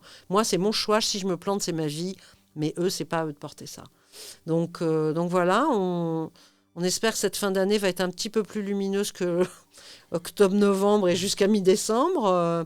Mais voilà, il faut y croire. Je crois que de toute façon, dans toutes les causes, il faut jamais baisser les bras. Parce que, oui, parfois on a l'impression, on se sent comme une petite souris en bas d'une montagne et on se dit oh, je vais jamais arriver en haut. Et puis, il y a des jours, on se lève et on dit qu'on peut se battre contre le monde entier, qu'on va y arriver. Donc voilà, ça fluctue. Je crois que c'est pareil pour tout le monde. Même un partage, ça peut aider. Donc je mettrai tous les liens dans la description pour sur Facebook, ceux qui veulent. Les posts, déjà les partages parce que les gens ont des réseaux différents. Ouais. Et voilà, mais c'est vrai que les réseaux sociaux ont beaucoup évolué et pas en bien malheureusement. Ça nous complique un peu la vie, mais c'est vrai que si vous avez des auditeurs qui ont envie même de partager un truc, nous ça nous aide. Voilà. J'invite tout le monde à aller dans la description pour voir les liens. Se battre donc contre la peine de mort, c'est dur. Quand son mari est dans le couloir de la mort, ça l'est encore plus. Comment vous faites pour tenir ? Qu'est-ce qui vous aide à avancer ? Qu'est-ce qui vous aide à prendre du temps pour vous aussi ? Du temps pour moi, j'en prends pas beaucoup. J'en prends plus quasiment. Ça fait très très très longtemps que je n'ai pas pris de vacances. Je sais épeler le mot, mais je me souviens plus très bien de ce que ça veut dire. C'est-à-dire que même si je vais partir une semaine à la campagne chez des amis, je vais emmener mon ordinateur, je vais suivre les choses, et il y a toujours une moitié de moi qui reste là-bas avec lui. Donc le problème, c'est d'arriver à réconcilier ça, et puis de se dire, la moitié qui est ici, il faut qu'elle vive aussi. Moi, les choses qui m'aident, je vais beaucoup au cinéma. Alors c'est vrai que pendant la pandémie, pendant les confinements, moi ne pas avoir de cinéma, le streaming j'en peux plus quoi. Puis il y a des gens qui trouvaient que le streaming ça remplaçait bien. Moi je trouve que c'est pas du tout la même expérience. C'est complémentaire. Je dis pas qu'un outil remplace l'autre, mais voilà la lecture. Mais globalement oui c'est difficile de se couper, d'autant que moi je milite en asso. J'ai été au conseil d'administration d'Ensemble contre la peine de mort pendant de nombreuses années. Là, j'ai fait une petite pause. Je ne me suis pas représentée aux dernières élections, mais je représente cette association au sein du comité de pilotage de la coalition mondiale contre la peine de mort, où là, effectivement, là, on travaille à l'international. Alors là, ce qui est intéressant, c'est qu'on est dans d'autres problématiques, parce qu'en fonction des régions du monde, c'est pas les mêmes stratégies. Alors là, maintenant, que le champ des pays abolitionnistes se réduit énormément, des pays rétentionnistes, se réduisent énormément, du coup, là, on attaque le noyau très dur. Et donc, on travaille beaucoup avec les parlementaires, avec les avocats. Et ça, c'est un travail de longue haleine. Mais c'est vrai aussi qu'on a dû constituer un groupe de travail sur les pays à risque, parce qu'il y a des pays qui risquent de faire marche arrière, pour ceux qui n'ont pas rectifié les traités qui interdisent ce retour en arrière. Et c'est vrai qu'en France, on m'a souvent posé la question en disant « Oui, mais vous avez vu les sondages, en France, les gens sont à nouveau majoritairement… » Je dis oui, mais il ne faut pas oublier qu'il a fallu 20 ans après l'abolition pour qu'on soit majoritairement pour l'abolition. Oui. Donc déjà, ça a pris 20 ans. Et là, en fonction, les attaques terroristes ont joué un rôle très important, sauf que les terroristes, c'est les dernières personnes qu'il faut condamner à mort, évidemment, parce que c'est ce qu'ils cherchent. C'est ce qu'ils veulent. Et du coup, se dire, on peut évoquer des tas de raisons, mais y a pas on regarde des statistiques, même aux États-Unis, on le voit. Les États qui ont aboli, on voit les statistiques des crimes violents. Il y a plus de crimes violents dans les pays des États qui pratiquent la peine de mort dans ceux qui ont aboli. Et c'est vrai au niveau des pays également. Oui, ça ne joue en rien sur la criminalité. Regardez l'Iran, la criminalité est galopante, les problèmes de trafic de drogue sont galopants, et c'est là qu'il y a le plus d'exécutions par tête d'habitant, on va dire, par rapport au nombre d'habitants. Et au Texas, quand les Texas ont repris les exécutions, ils ont été tard, parce que la reprise des exécutions, il y a eu un moratoire de 4 ans, de 72 à 76. Ils n'ont pas repris les exécutions avant 82. Et à partir du moment où ils ont recommencé à exécuter, et il faut savoir qu'avant, ils n'avaient pas exécuté depuis 1964. Et du coup, il y a eu une déferlante absolument hallucinante. Et dans la ville de Houston, le taux de crimes violents, après la reprise des exécutions, a augmenté de 400%. Donc ça prouve bien que ce n'est absolument pas dissuasif. Donc ça, c'est des faux arguments, c'est des arguments politiques, mais parce que souvent les États sont très démunis, surtout contre les attaques terroristes. Mais là, nous, on travaille depuis quand même assez longtemps sur la problématique des pays du Golfe, les pays du Maghreb, qui, eux, sont en moratoire, mais qui sautent toujours pas le pas pour abolir en droit. Donc oui, c'est des stratégies à l'international. Il y a des pays, c'est plus des problématiques religieuses, d'autres, c'est plus des problématiques politique. Dans des pays africains, c'est plus le droit commun, le droit tribal aussi, faire appliquer des normes internationales. Donc c'est un autre... pour moi, c'est une autre façon de l'aider, lui, et d'aller au bout de mes convictions, je dirais. Voilà. Du coup, comme vous venez de l'expliquer, vous êtes abolitionniste depuis des décennies. En 2012, vous devenez membre du conseil d'administration de l'association Ensemble contre la peine de mort. Quel est le rôle de cette association et quelles sont vos missions ? Alors, cette association, elle a été créée, on a fêté les 20 ans, elle a été créée en 2000, je crois, il me semble. Elle a été créée, à l'origine, les membres fondateurs avaient lancé une pétition contre la peine de mort aux États-Unis, qui à l'époque était... il y avait genre 2-3 exécutions par semaine rien qu'au Texas, donc c'était au secours. Et cette pétition a été reprise dans Télérama, et elle a obtenu 500 000 signatures en France. Donc ils se sont dit, il faut monter une asso. Oui, il y a plus la peine de mort en France, et ils ont organisé le premier congrès mondial qui a eu lieu à Strasbourg en 2001, auquel j'ai été invitée à intervenir pour parler des conditions de détention, justement dans les couloirs de la mort. Mais je ne la connaissais pas, l'association, moi, à l'époque. Et puis moi, j'étais une militante plutôt individualiste, c'est-à-dire que les politiques internes des assos, les problèmes de guerre, de pouvoir, d'égo, de machin, ça ne m'intéresse pas. Moi, j'avais besoin de mon énergie pour concrètement être sur le terrain. Et puis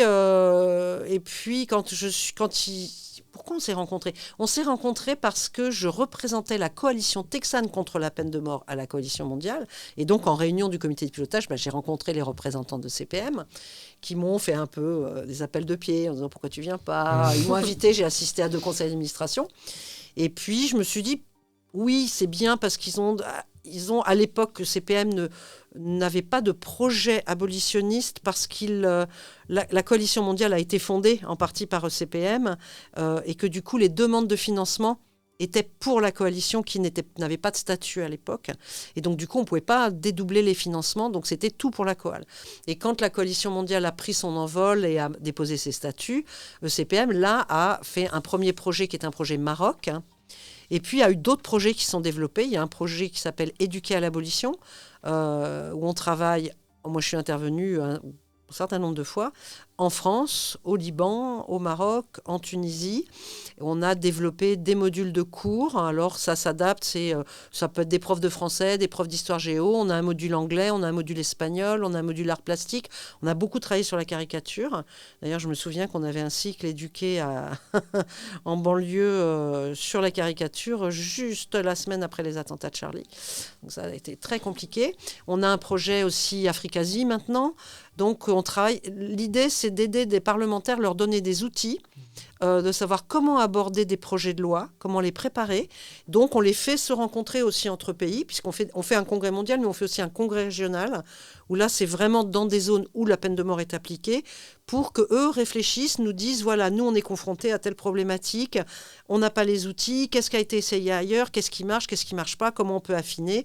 Donc voilà, c'est un vrai travail de lobbying international. D'ailleurs, ECPM est la seule association française qui travaille uniquement sur la peine de mort et qui a le statut d'observateur aux Nations Unies. Ce qui n'a pas été simple parce qu'il y a des vétos de la Chine quasi systématiques, mais on l'a obtenu. Donc ça permet de faire beaucoup de lobbying dans un certain nombre de pays et travailler avec les institutions internationales. Comme vous le dites, donc du coup des combats dans le monde entier, donc dans des pays qui autorisent et qui appliquent la peine de mort, donc logiquement avec cette association. Mais vous menez aussi des combats dans des pays qui l'ont abolie. En France, par exemple, le combat continue. Presque la moitié des Français, selon les années, sont pour le retour de la peine de mort. Les médias n'arrangent pas beaucoup ce constat quand on met beaucoup en avant des affaires comme Lola récemment. Oui. Est-ce que c'est un chiffre qui vous effraie, ça, en France, notamment ? Non. Non, alors ça ne m'effraie pas pour deux raisons. D'abord, c'est que l'opinion publique, elle a toujours et elle va toujours fluctuer en fonction de ce qu'il y a dans l'actualité. S'il y a un climat horrible, moi je me souviens à l'époque du procès de Patrick Henry, il y avait eu plusieurs kidnappings d'enfants et de meurtres d'enfants, les gens demandaient la mort. Après, parce que les gens, et c'est humain, je leur en veux pas. Hein. Moi, si on me tuait ma fille, j'ai qu'une fille, je peux vous dire que j'aurais la haine. Donc c'est d'être dans l'émotion et la passion. C'est complètement humain. Par contre, c'est un sujet qui ne peut pas être soumis à l'opinion publique parce que la justice, justement, elle est là pour dépassionner. Elle est là pour élever la paix sociale, la maintenir et l'élever. Et je ne suis pas inquiète parce que la France a ratifié absolument tous les traités. Donc, si on voulait rétablir la peine de mort, il faudrait sortir du Conseil de l'Europe, de l'Union européenne, de l'ONU. Et on a ratifié le protocole optionnel du pacte des droits civils et politiques qui nous interdit un retour en arrière. C'est-à-dire qu'on ne pourra plus jamais réinstaurer la peine de mort. Après, ce que je trouve effectivement dommage, c'est que d'abord, c'est un très mauvais jeu politique que de jouer sur l'émotion des gens et que, effectivement, c'est largement amplifié par certains médias. Et on ne citera pas de nom, mais on voit bien desquels on parle. De toute façon, c'est toujours les mêmes. Et ça a toujours été les mêmes. Je dirais que dans l'absolu, les médias veulent vendre. Alors maintenant, c'est de l'audimat, avant, c'est du papier. Mais globalement, les gens ont envie d'entendre. C'est un peu le même phénomène qu'il y a eu avec Trump pour qu'il soit élu. C'est que les gens ont besoin d'être rassurés en entendant ce qu'ils pensent eux. Mais ça ne veut pas dire qu'ils ont raison. Oui. Ça veut dire qu'on doit les éduquer, les sensibiliser. Donc je dirais que ce qui manque effectivement en France, de la part des médias, c'est une vraie sensibilisation à la réalité des chiffres d'une part, la réalité de la peine de mort, parce que c'est pas juste une personne qui est exécutée, c'est tous les dommages collatéraux. C'est sa famille, ses amis, c'est les avocats, c'est les magistrats, c'est les gardiens de prison, c'est tous ceux qui sont dans les équipes d'exécution. C'est sur toute la ligne, ce sont des traumatismes irréversibles. Donc je pense que si les médias nous accordaient un tout petit peu plus d'attention, on en a eu pas mal au moment des 40 ans de l'abolition, même si je trouve qu'en France, je suis désolée de le dire, et à chaque fois je le dis, mais j'insiste dessus, la France a aboli la guillotine, mais la France n'a pas aboli la peine de mort. On n'a toujours pas, depuis plus de 40 ans, 41 ans maintenant, on n'a eu aucun débat de fond, une sur le rôle de la prison et deux sur la problématique des longues peines. Et ça, en France, les longues peines, c'est une peine de mort à petit feu. Donc, moi, ça me gêne énormément. Et je sais qu'il y a eu un mouvement de détenus au moment des 40 ans. Il y a eu une expo, je ne sais plus où, en Bretagne, je crois, qui a été taguée, etc. Parce que les prisonniers disent « mais la peine de mort n'a pas été abolie ». Et là-dessus, je les suis parce qu'on n'est pas allé au bout de la logique. C'est un choix de société, l'abolition. Mais après, derrière, c'est quoi la solution ? Et ça, on ne se la pose pas. Il y a clairement des améliorations à faire aussi sur la détention en France. La France a d'ailleurs été condamnée en 2020 par la Cour européenne des droits de l'homme. Qu'est-ce qui lui est reproché ? Et elle a été recondamnée encore cette année, Ouais. pour les mêmes Aussi, raisons. ok. On lui reproche de la surpopulation carcérale d'abord. Ensuite, le fait de conditions de détention dans des bâtiments insalubres. De pas assez de programmes de réinsertion. En France, il y a deux choses qui, moi, m'épatent toujours. C'est que quelqu'un, pour obtenir sa libération conditionnelle, c'est pour ça que la problématique des longues peines, et elle ne fait que s'aggraver, il faut que l'individu reconnaisse sa culpabilité. Et quand vous êtes innocent, eh ben, vous n'allez pas reconnaître votre culpabilité. Donc, vous ne sortez pas de prison. Et donc, du coup, ça fait perdurer l'incarcération. Et franchement, les prisons françaises, c'est ce que je disais à Hank, je lui ai dit, tu sais, tu verrais les prisons françaises, tu te dirais que finalement, tu n'étais peut-être pas si mal en termes, en tout cas, de l'habitation par rapport à l'état des prisons françaises. Et on continue à construire des prisons au lieu de fermer des prisons. Il y a quand même, on utilise trop peu les travaux d'intérêt général.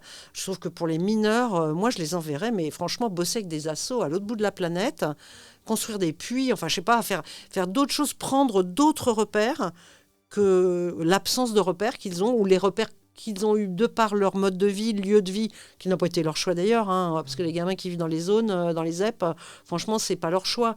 Ils ont souvent des parents qui n'ont pas su non plus les éduquer, parce que peut-être eux-mêmes ne le sont pas. Et donc, du coup, moi, je trouve qu'il y a beaucoup trop de mineurs en prison, c'est une certitude. Mais il y a surtout, de toute façon, beaucoup trop de gens. Donc, la Cour européenne dit que ces conditions sont des violations constitutionnelles des individus. Oui, surtout, c'est aussi, quand on voit dans les chiffres, c'est que la surreprésentation carcérale, c'est aussi social, Bien sûr. et les minorités qui sont surreprésentées Comme aux dans cette population États-Unis. carcérale. Donc rien ne change au niveau des États-Unis. On là en aussi. on prend le même chemin que les États-Unis, comme on est à peu près en décalage d'une quinzaine d'années. Si je regarde en arrière, il y a 15 ans, il y avait 2,5 millions de personnes en prison aux États-Unis, pour une population à l'époque de 330-340 millions. Il y avait aussi, et aux États-Unis, aujourd'hui, la population des Afro-Américains, c'est à peine 4% de la population du pays, et c'est quasiment 70% de la population carcérale. Donc déjà, tout de suite, vous voyez l'erreur. Les États-Unis, c'est le seul pays au monde, le seul, qui incarcère des mineurs, condamne des mineurs à des perpétuités incompressibles. C'est-à-dire qu'ils passeront leur vie en prison. Et c'est d'ailleurs pour ça que les États-Unis n'ont pas ratifié la Convention de la Charte des droits de l'enfant qui interdisait d'abord les exécutions de mineurs. Donc les États-Unis ont aboli, mais il n'y a pas si longtemps que ça, la peine de mort pour les mineurs. Et du coup, interdit aussi la perpétuité incompressible. Donc c'est vrai que je pense que, de toute façon, c'est une question de société. Alors là, pour le coup, c'est une question de fond. C'est d'abord comment on combat la criminalité.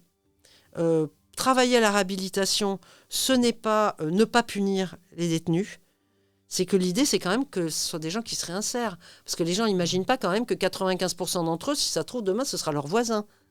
Oui, c'est ça. Et s'ils ont un mauvais traitement, ils ont fréquenté de mauvaises personnes, ils ont été un peu maltraités en prison, ça ne va en rien les aider dans leur criminalité, en fait. Je lisais un article, je crois que c'était un article qui était dans Le Monde hier, qui disait que tous ceux qui sont sortis de prison, plus d'un tiers ont des graves troubles psychiatriques.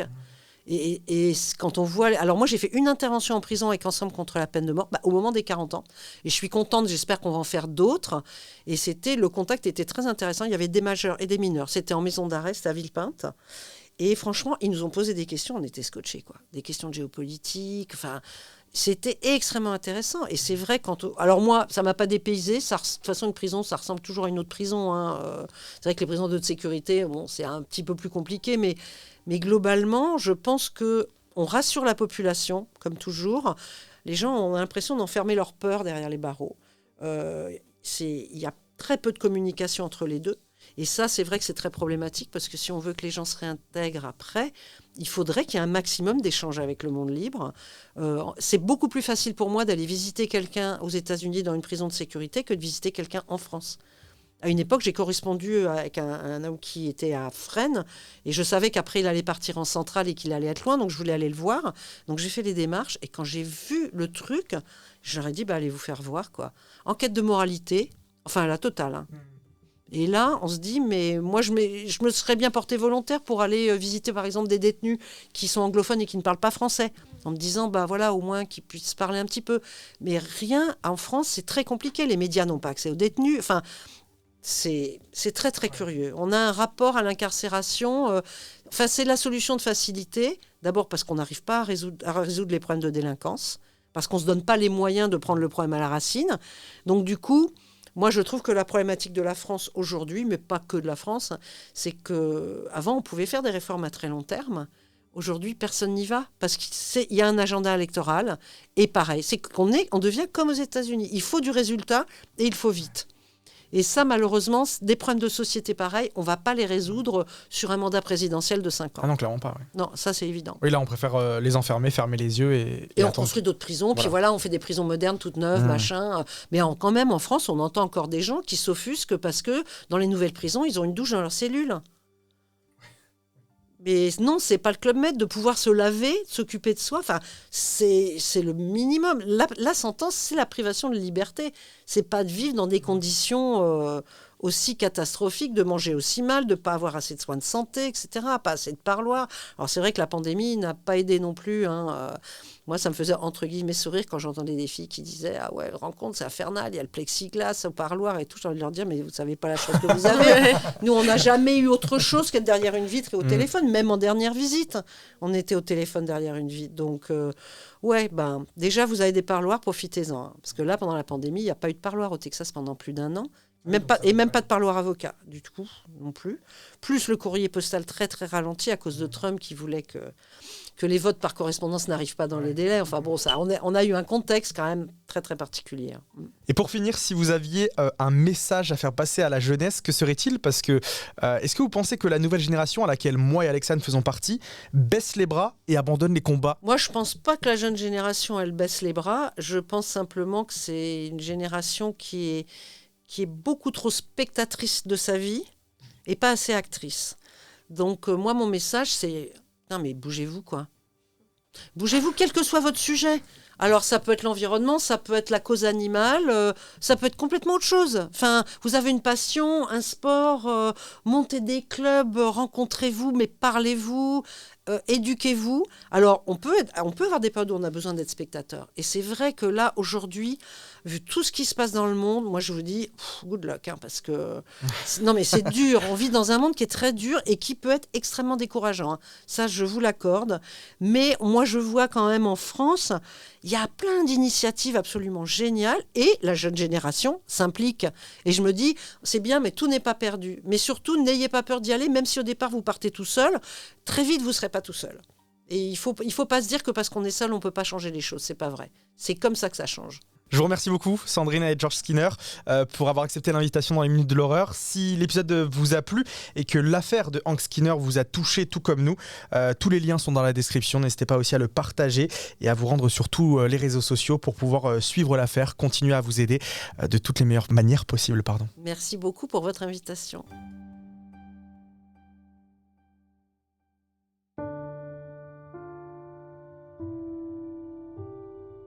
Merci d'avoir écouté ce nouvel épisode des Minutes de l'Horreur, le dernier de l'année 2022. L'histoire de Hank nous a touchés et révoltés. Nous voulions faire connaître son histoire pour mettre en avant les dérives flagrantes des systèmes judiciaires qui appliquent encore la peine de mort. Le doute doit toujours profiter à l'accusé, encore plus quand une vie est en jeu. Et même pour les véritables coupables, la peine de mort est une condamnation inhumaine. En dehors de l'acte de tuer un homme ou une femme pour un crime, la souffrance psychologique que subissent ces êtres humains n'est pas concevable. Sans parler des multiples dommages collatéraux. Si cet épisode vous a plu, n'hésitez pas à le partager à tout votre entourage et à mettre 5 étoiles pour soutenir l'équipe des Minutes de l'Horreur. Merci encore à Alexandre qui m'a beaucoup aidé ces derniers mois pour écrire ce podcast. Et surtout, merci à Sandrine et Georges pour avoir accepté notre invitation. Je serai ravi de parler avec vous de cette affaire sur mon compte Instagram, @lesminutesdel'horreur. Et en attendant, je vous donne rendez-vous en 2023, très bientôt donc, pour découvrir de nouvelles affaires criminelles. En attendant, comme on l'a appris pendant ces 3 ans du podcast des Minutes de l'Horreur, ne faites confiance à personne.